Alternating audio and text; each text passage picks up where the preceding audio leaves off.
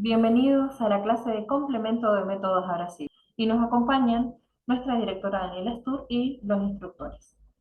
En la clase de hoy vamos a aprender acerca de espátula ultrasónica, microdermoabrasión. También vamos a estar aprendiendo acerca de dermaplaning y los exfoliantes faciales. ¿Cuáles son sus diferencias, sus vehículos? ¿Cuándo lo podemos utilizar? Arrancamos con la espátula ultrasónica. La espátula ultrasónica permite el uso de este instrumento en todo tipo de pieles. Podemos utilizar en los diferentes tipos de biotipos cutáneos y en todas las pieles independientemente de su patología. Por supuesto que se va a tener en cuenta evitar zonas con lesiones abiertas. La espátula ultrasónica trabaja con ultrasonido de 3 MHz. Quiere decir que de esta manera produce un impacto sobre la piel que es poco agresivo. De esta manera entonces libera a todas las células córneas a través de la estimulación del ultrasonido. Existen diferentes tipos de espátulas y marcas, por supuesto, de este tipo de instrumentos en el mercado. Las espátulas deben cumplir algunas funciones específicas que requiere justamente el instrumento. Las primeras son el método de limpieza ultrasónico, también conocido como peeling. El siguiente es el pulso EMS, también conocido como lifting. El tercero es el ion positivo, que algunas de las espátulas no lo traen, ya que es reemplazada justamente por el método de limpieza o peeling, que permite entonces generar una limpieza mucho más profunda. Y por último, el ion negativo, que permite entonces inducir a través del ultrasonido diferentes tipos de principios activos a las capas más profundas de la piel. También es importante visualizar en la imagen cómo se utiliza la espátula. La espátula, cada una de sus funciones, se debe utilizar de la manera que visualizamos en la pantalla. Después, de igual manera, esto se ve en la práctica. Es muy importante entender que el correcto uso de la espátula ultrasónica siempre deberá llevarse adelante sobre una piel que esté humedecida, ligeramente mojada, que puede ser con el producto de higiene o simplemente con agua. Pasamos al siguiente método abrasivo, la microdermoabrasión. La microdermoabrasión es un método que permite la eliminación de las células cornificadas y de esta manera permite afinar el estrato córneo. Hay un tiempo determinado en el cual nosotros vamos a estar trabajando con la microdermabrasión y eso va a depender del tipo de piel que nos toque. Cuando nosotros trabajemos con microdermabrasión es importante entender que lo que va a determinar el tiempo de acción del instrumento es la resistencia de la piel. La microdermabrasión va a aplicarse sobre pieles resistentes y no sobre pieles reactivas o con lesiones abiertas. Todo eso también depende de la succión del aparato y del tipo de micras que se esté utilizando.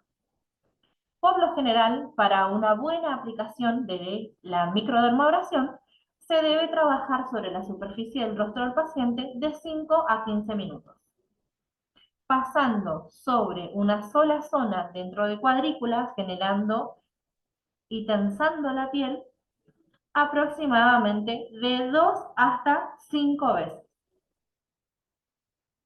según la necesidad de la piel.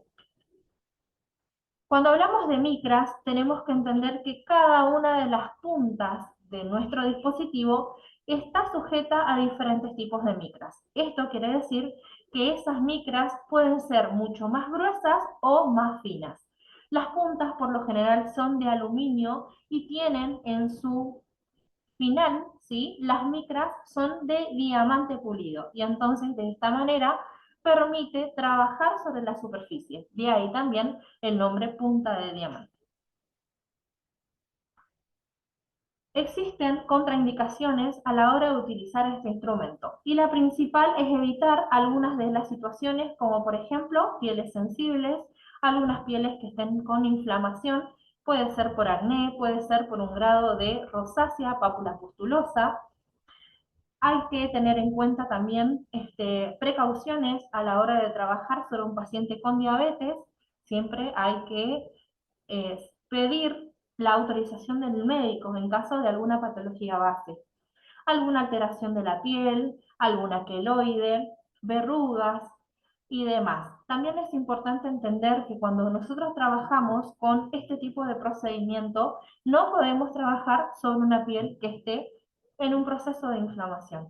Entonces, también vamos a avisar a nuestro paciente que el uso del punta de diamante o la microdermabrasión puede generar un eritema y eso se debe justamente a la fricción.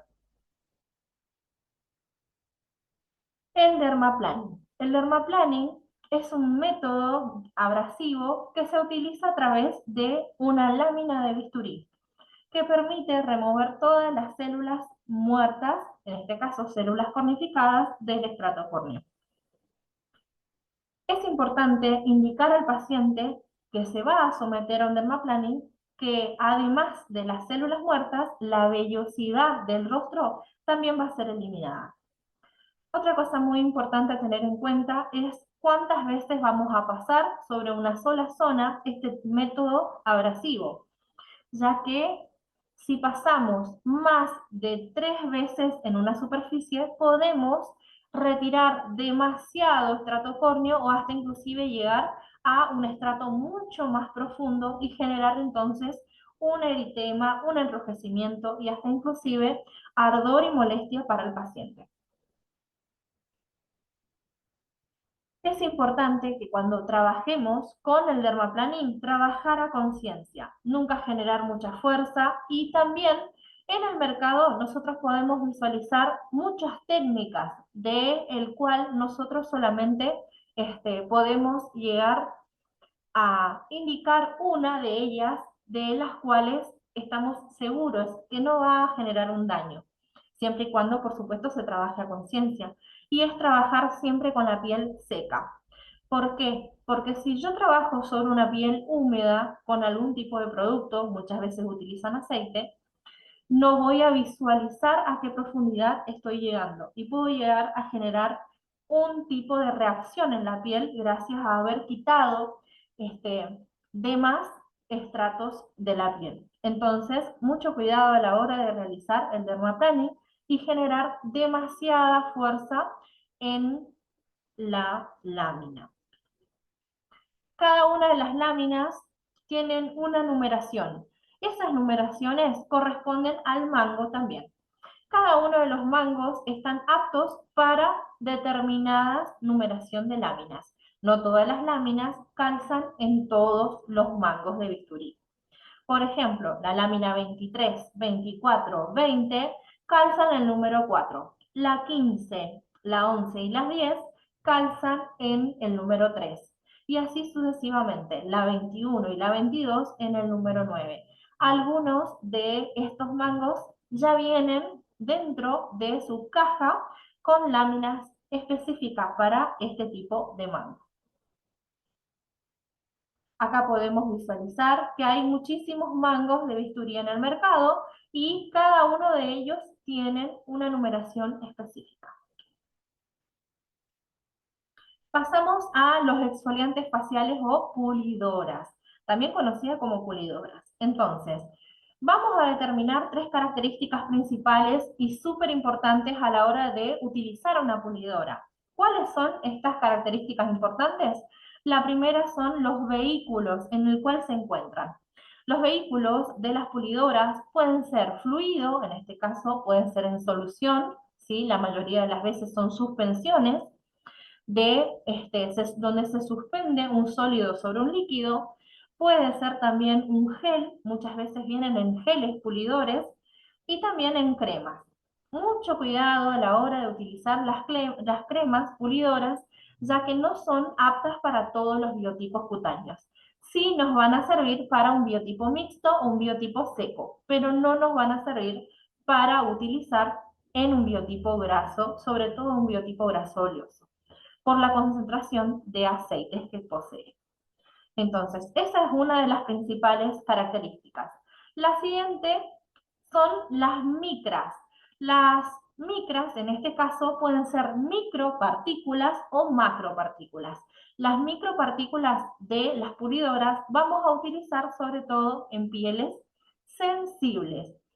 Esas pieles que por ahí tenemos algunas lesiones inflamatorias y podemos trabajar ya que vamos a generar el mínimo de enrojecimiento o eritema y una mínima molestia al paciente. Entonces, están aptas las micropartículas para pieles sensibles o reactivas. Y las macropartículas. Estas macropartículas son partículas mucho más grandes que pueden generar un poquito más de molestia sobre la superficie de la piel del paciente. Entonces, ¿cuándo vamos a seleccionar una macropartícula? Vamos a seleccionar este tipo de macropartículas cuando estamos hablando de una piel resistente, con una hiperkeratosis o una querosis bastante importante. Cuando yo hablo de querosis, estoy hablando de un engrosamiento del estrato córneo. Y cuando hablo de hiperquerosis o hiperkeratosis, estoy hablando de un superengrosamiento, cuando tiene muchísimo engrosamiento a la piel. Entonces, esas son las zonas y son las clases de pieles que vamos a seleccionar entonces a la hora de utilizar una macropartícula. También es importante entender que cada vez que nosotros generemos entonces el uso de esas macro o micropartículas sobre la superficie de la piel, vamos a levantar entonces un eritema persistente. Ese eritema puede tardar segundos en desaparecer, minutos o puede llevar un tiempo más. Y en ese caso, nosotros podemos calmar la sensación del eritema ayudando con algún descongestivo. Siempre vamos a tener en cuenta entonces la piel del paciente y evitar lesiones abiertas. Espero que les haya gustado esta clase y nos encontramos en el próximo videito. Muchas gracias.